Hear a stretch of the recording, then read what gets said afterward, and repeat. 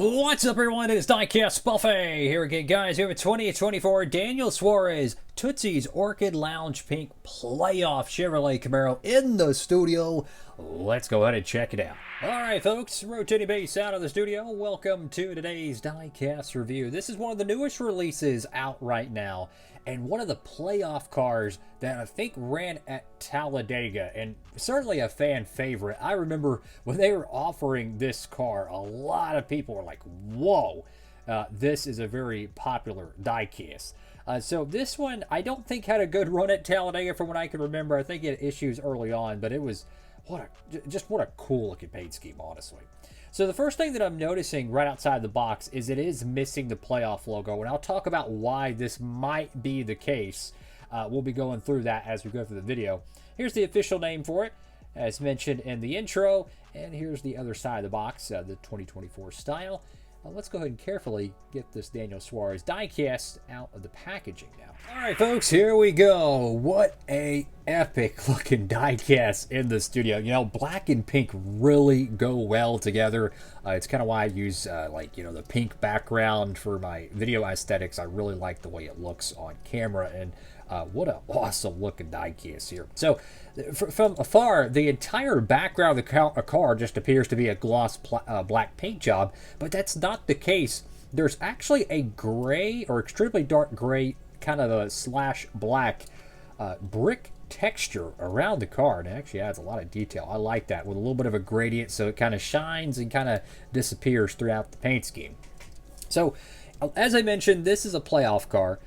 I think the reason why there is a slight error to it and not having the round decal here, this paint scheme probably was mocked up early in 2024, if I had to imagine, and maybe it was supposed to run in the summertime, right? Maybe it was supposed to run somewhere down the line, and then, oh wait, we're going to run it at Talladega, never mind. That could have happened, because they're not just going to magically not put the playoff logo on there unless this render, this diecast, wrap or whatever, was digitally designed as a non-playoff car. So that's kind of my theory with it. Then you might be saying, well, why does the window have it there? I don't know. So here's a couple of theories how that could happen.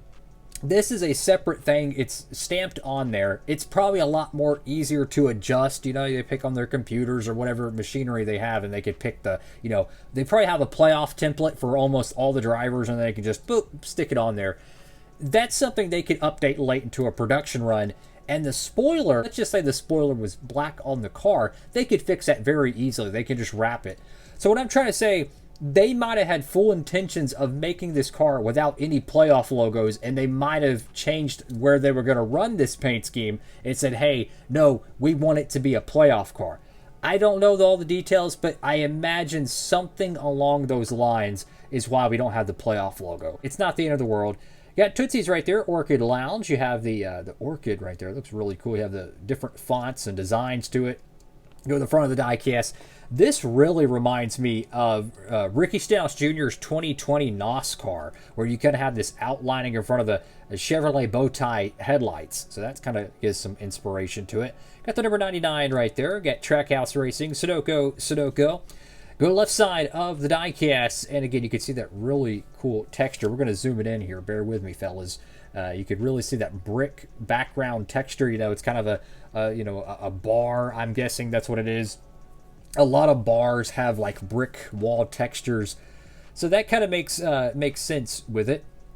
Go left side of the car here, and you can just see there's just a really faint gradient. Like the back portion of the car looks more darker, kind of like a shadow, and then it really appears in the middle, then it kind of disappears again. You have the 99, which is a lot closer to the middle of the car than some of the next gen paint schemes, so I like that. You got Tootsies on the side panel, which takes up a large portion of room like that. Jockey, Worldwide Express, Freeway Insurance, and Choice Privileges. Oh, by the way, that diecast is out as well. The Choice Privileges diecast for Daniel Suarez. Of course, pick this one up for our good friends over there at Circle Diecast. You can get the Choice Privileges car. You can get this Tootsies car. Heck, you can get his Atlanta win from 2024. You can get all those over there at Circle Diecast. And you can also save on shipping with that promo code. Use code Diecastbuffet at checkout. You don't have to, but hey, who doesn't want to save money? Let's just keep it real. Got Wendy's right there, Simeon's. Got Daniel Suarez on the name rail and your race win sticker. Got your B post decal, which has Tootsies, Quaker State, Coca-Cola, and Chevrolet. Got Goodyear there, NASCAR race car. With the back panel of the diecast, Tootsies once again Camaro number 99. You do have a pretty gnarly bubble, unfortunately, on the right side there. Quaker State. I like the pink trim that goes around the car. Very, very sharp. Go to the right side of the diecast here, and then you have a little bit of a little oopsie-doo there. That's okay. The car has kind of a gloss finish to it. I can't remember if the real car has that or not. I do think the pink was a little bit brighter on the real car. I think it was actually neon, to be honest with you. And that goes to another point. I wonder if maybe that was a last-minute design change, perhaps. Maybe because they're fully capable of making neon colors. What if the car was not supposed to run with neon pink or fluorescent pink or anything like that? So this might have been something along those lines where it was kind of in the middle of being a normal, non-playoff car, and then maybe they changed things because sponsors actually change race dates a lot.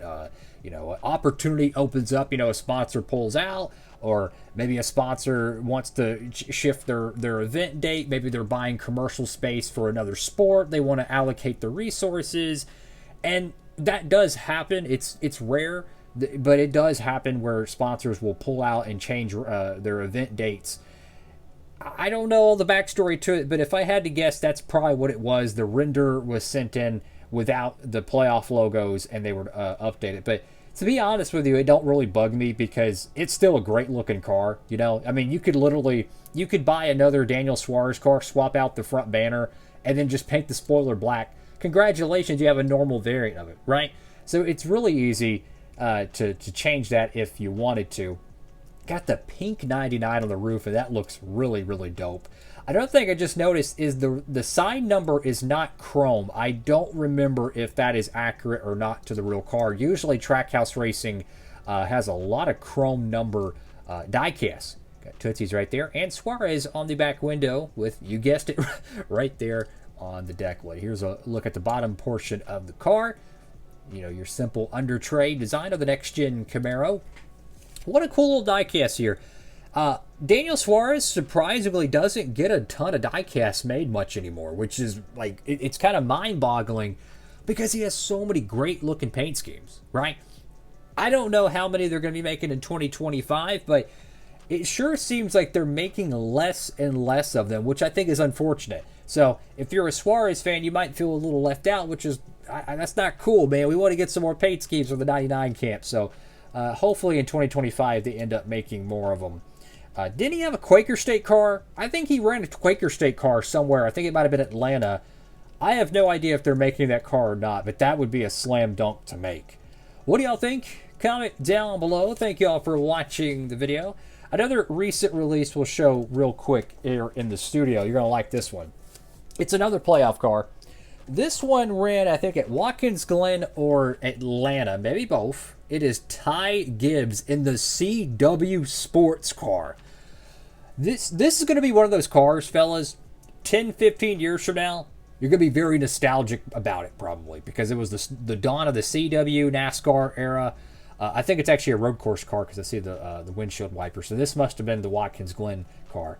But that's going to be a very nostalgic car years and years from now. That would be like, having a NASCAR on NBC sponsored car in 2014. Like, hey, next year, NASCAR on NBC returns. It's going to be something like that. You're going to look back a decade and be like, wow, I remember that. Enough of me rambling. That's all for now. Have a blessed one. Diecastbuffet signing off.